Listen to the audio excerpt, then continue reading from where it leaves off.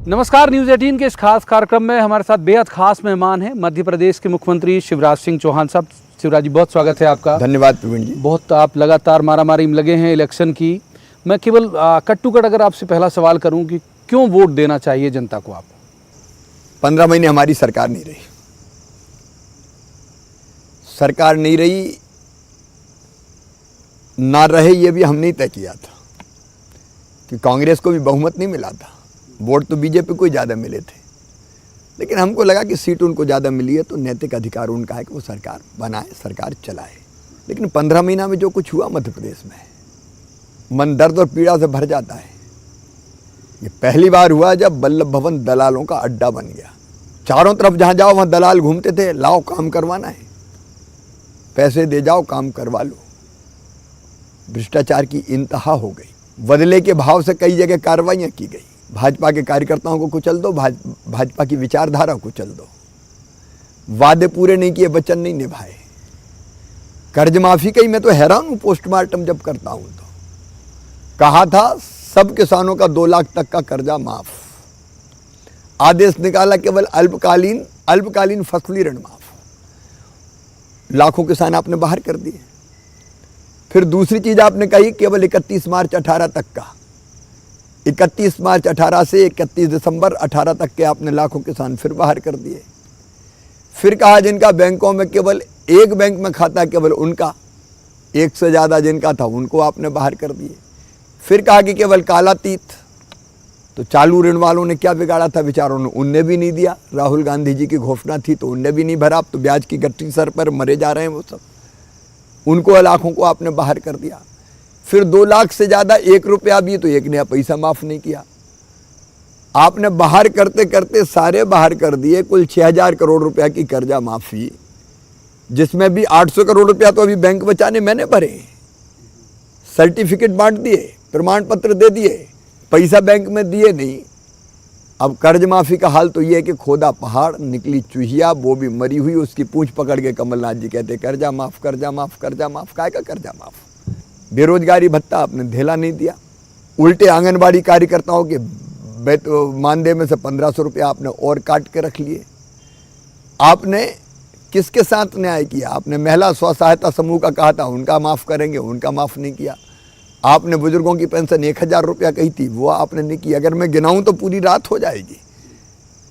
अब जब वचन नहीं निभाए, वादे पूरे नहीं किए, भ्रष्टाचार की अति हो गई, विकास के सारे काम ठप, कोरोना से लड़ने की कोई व्यवस्था नहीं, चारों तरफ हाहाकार मच गया। तब ये सरकार आदरणीय सिंधिया जी ने वादा पूरे ना करने के कारण बार बार उन्होंने चेताया कमलनाथ जी को, वचन निभाओ, वादे पूरे करो। उनकी बात सुनने के बजाय अकड़ के उनसे कह दिया कि क्या कर लोगे तुम? तो इनने कहा हम सड़क पे आ जाएंगे, तो उनका निपट लो। तो उनने सरकार निपटा दी। अब एक तरफ इस सरकार के निपटने के बाद हमारा कार्यकाल 6 महीने का, हमने फिर से संबल योजना चालू कर दी।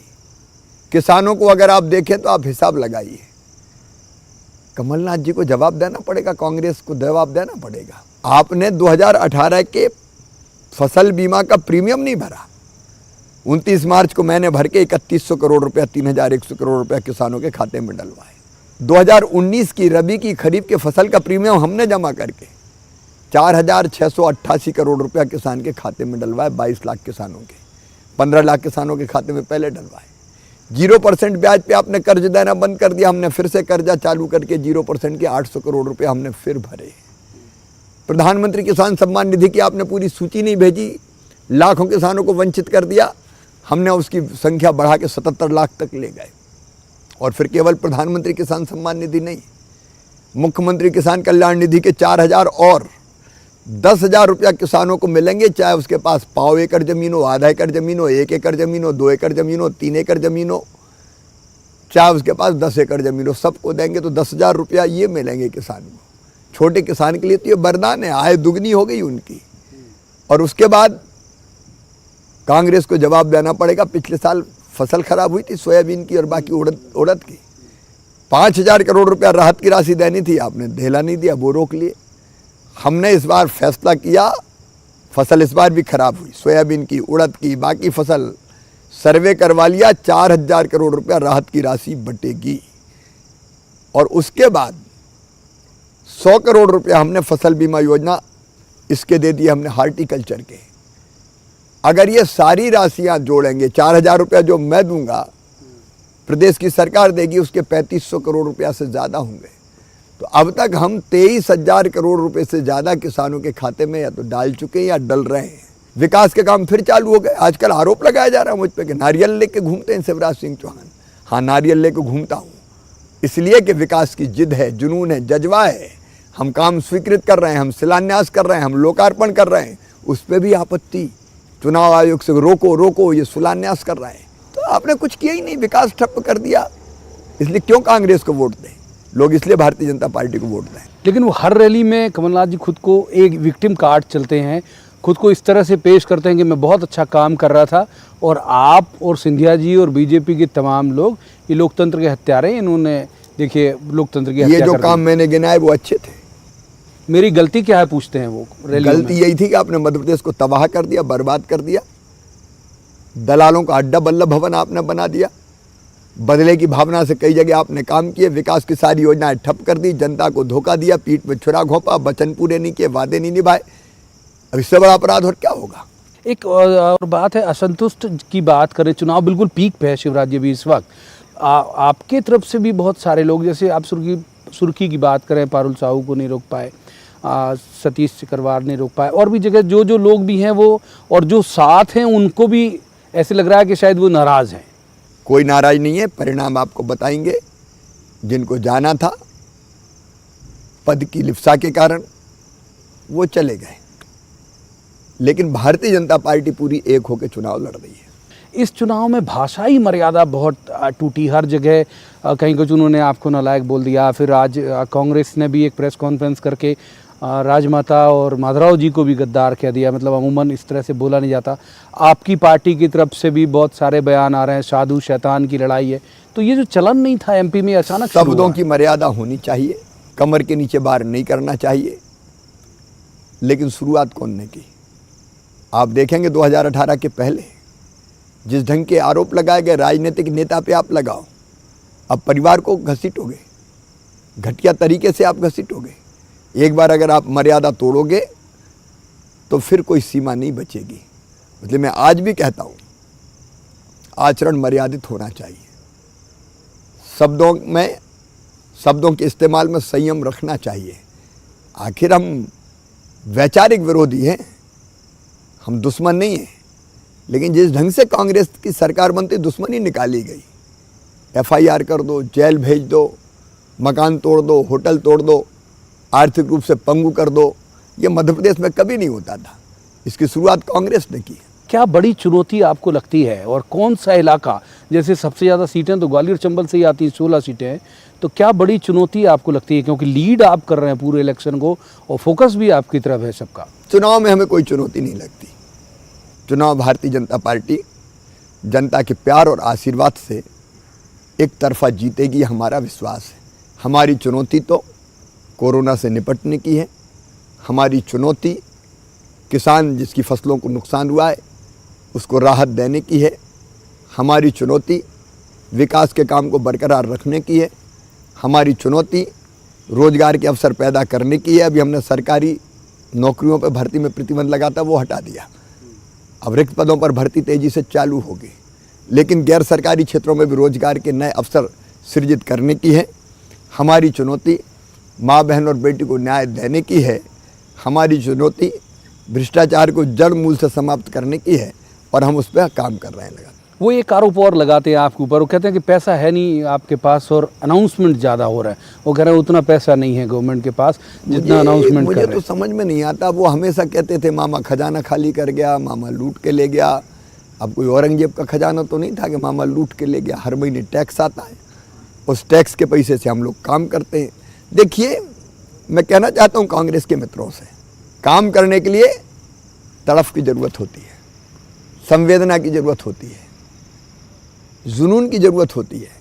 जहाँ चाह होती है वहाँ राह को निकलना ही पड़ता है। अरे हमने तो कोरोना काल में 13,000 से ज़्यादा सड़कें बना दी ग्रामीण क्षेत्रों में, जिसका लोकार्पण मैंने कल किया। शिलान्यास नहीं, एक बार शिलान्यास के बारे में सवाल उठ सकते हैं, लेकिन ये तो काम करके हमने लोकार्पित कर दिए। और अभी और कई काम है जिनको लोकार्पित करेंगे, कोरोना काल में किए हुए हमारे काम। देखिए, पैसा समस्या नहीं है, तड़फ होती है तो पैसा जुट जाता है। कभी कभी वो आरोप लगाते हैं कि वो तो कर्जा ले रहे हैं। हाँ, ले रहे हैं। कर्जा जनता की समस्याओं के समाधान के लिए अगर हम लेते हैं, जनता को कष्टों से उबारने के लिए लेते हैं, किसान को राहत का पैसा देने के लिए लेते हैं, विकास के कामों के लिए लेते हैं, तो वैसा कर्जा लेना अच्छा है। तड़फ है इसलिए इंतजाम कर रहे हैं, और इंतजाम करके पैसे का हम विकास के काम भी कर रहे हैं, जन कल्याण की योजनाएं भी चला रहे हैं। आपके दिल में तड़फ ही नहीं थी, आप तो कभी निकलते ही नहीं थे बाहर। हमने कई बार कहा कि जनता कष्ट में जरा बाहर तो निकलिए, बोले नहीं हम तो यहीं बैठ के काम करेंगे।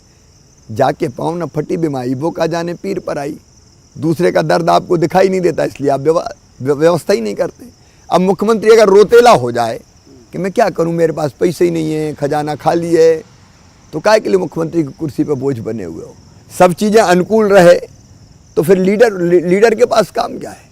नेता वो है जो चुनौतियों में से रास्ता निकाल के व्यवस्था करे और काम चलाए, नई राह बना दे।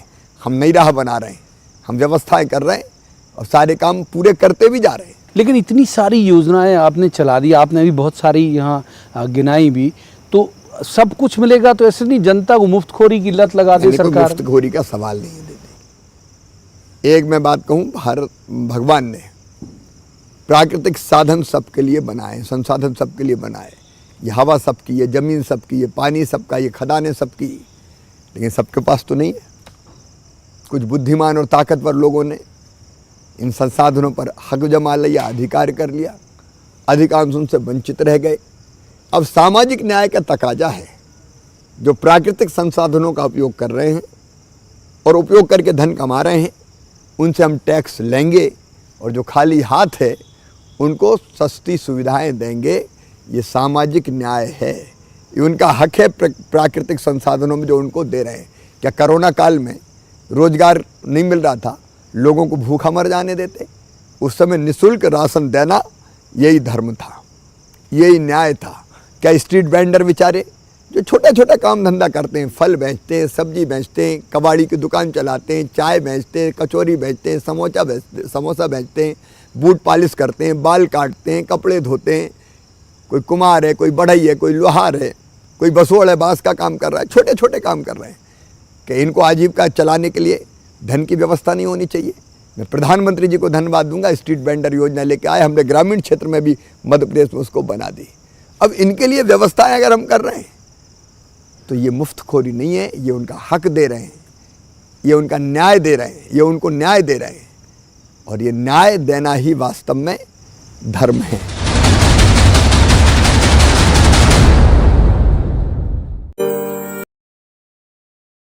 बेहतर बनाने की खबर आपकी, ख्याल आपका, देखिए अपना एमपी। प्रदेश के हर शहर, हर गांव, हर कस्बे की खबर तेजी से, और कोरोना से छिड़ी प्रदेश की जंग की हर अपडेट रिपोर्ट सुपरफास्ट छत्तीसगढ़ में। ये उपचुनाव नहीं, रोमांचक खेल है। इस मैच में आरोपों की रेलम पेल है। पराए हुए अपने, अपने हुए पराए। कई घर छोड़ गए, कई लौट के आए। 24 के चुनाव पर है देश की निगाहें। किसकी होगी वाह वाह, कौन भरेगा आहें? दिल थाम कर बैठिए, 24 की चकल्लास।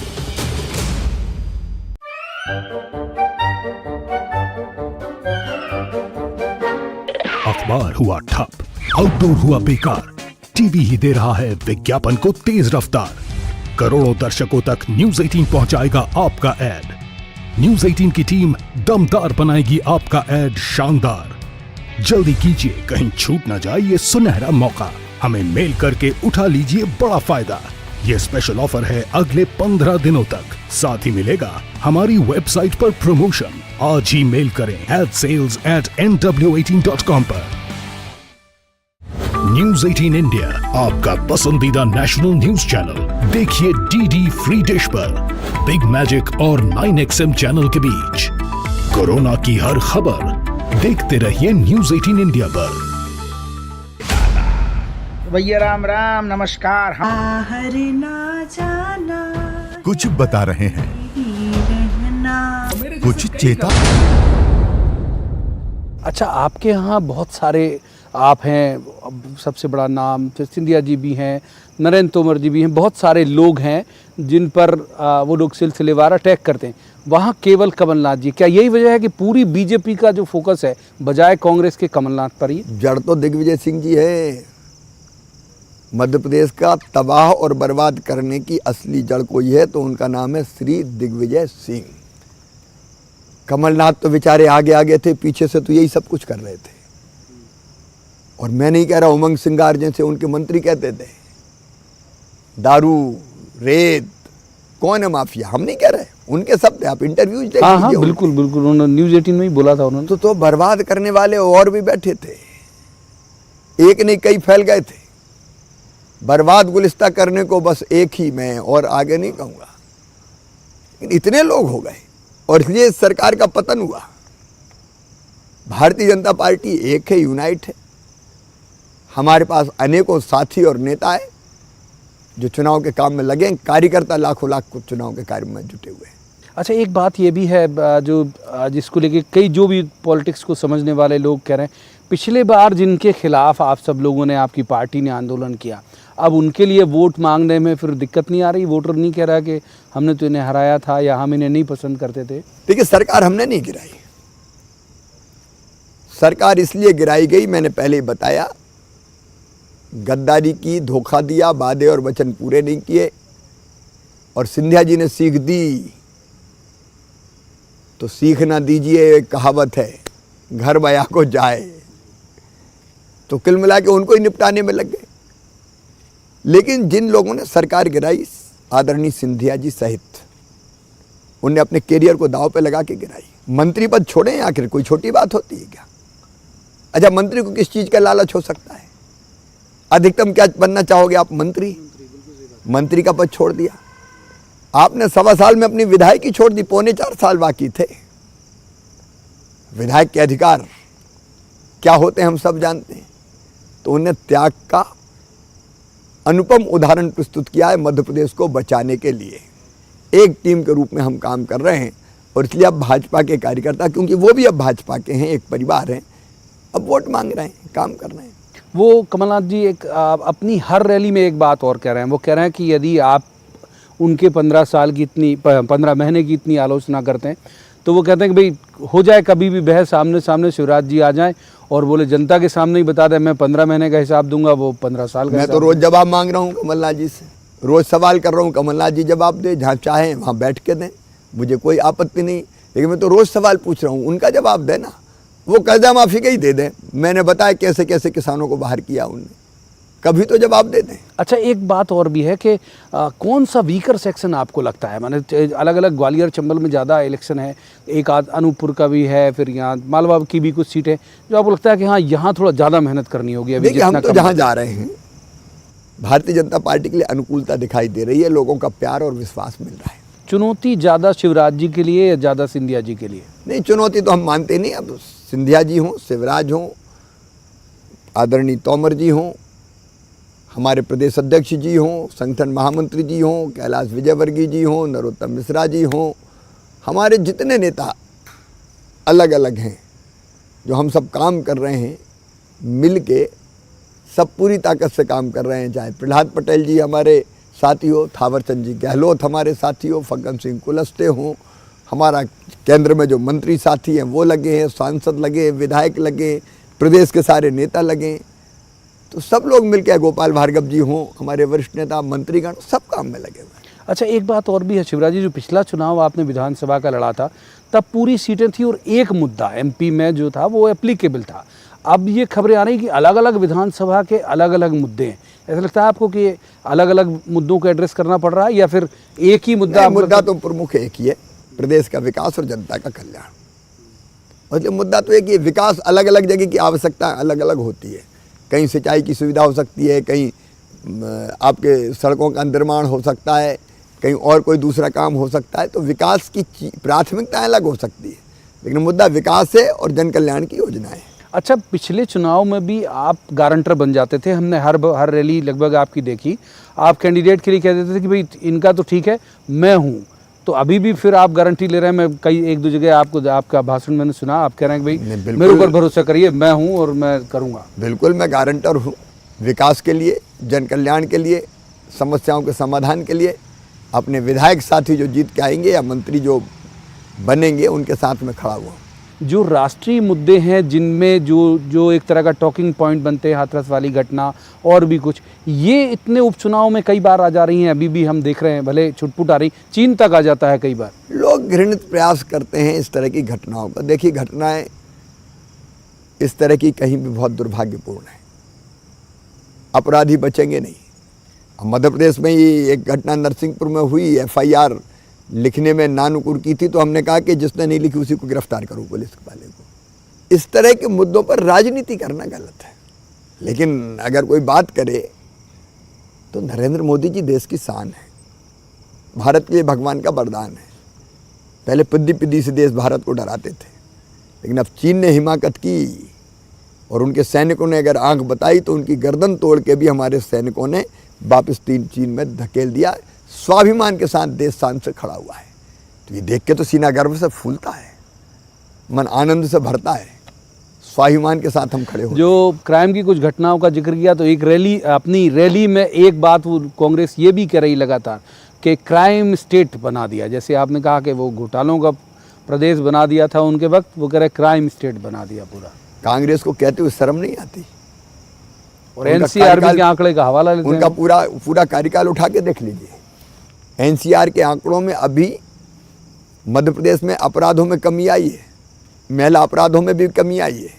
तो घटना विशेष को लेके अब कई बार आश्चर्य होता है। जो उनका कौन सा पार्टी, तो मुझे नाम याद नहीं आ रहा, एक गुना जिले में वो ज़मीनों पे कब्जा करा के बेचारे और किसी हमारे दलित भाई की फसल बोवा दे और उसको फंसा के निकल के भाग जाए। सागर की घटना भूले नहीं होंगे, एक दलित साथी को जिंदा जला दिया गया, कई दिनों तक कार्रवाई नहीं हुई, अपराधी पकड़े नहीं गए, घटना छुपाने की कोशिश की और जब हम लोगों ने उठाई तब फिर इलाज के लिए दिल्ली भेजा और तब तक इतनी देर हो गई थी कि मृत्यु हो गई। कितनी घटनाएं मैं सिलसिलेवार गिना सकता हूँ, लेकिन भ्रम फैलाना और झूठ बोलना ये कांग्रेस के खून में आ गया है, इसलिए इस तरह के आरोप लगाते हैं। अच्छा, आखिरी सवाल शिवराज जी, कितनी सीटें आप तो लगातार दौरा कर रहे हैं, लगभग सभी जगह होके आ चुके हैं आप, कितनी सीटों की आप उम्मीद करके चलते हैं कि 28 में से कितनी आ सकती? हम तो 28 में से 28 जीतेंगे, उसी के लिए काम कर रहे हैं। अच्छा, पूरी सीटों को मतलब आप लगता है कांग्रेस 100% सफलता के लिए हम काम कर रहे हैं और मुझे विश्वास है। शिवराज जी, आपने न्यूज़ 18 से बात करने के लिए वक्त निकाला, आपका बहुत बहुत धन्यवाद। प्रवीण जी, बहुत धन्यवाद। ये थे मुख्यमंत्री शिवराज सिंह चौहान। इस कार्यक्रम में इतना ही। आप देखते रहिए न्यूज़ 18 मध्य प्रदेश छत्तीसगढ़।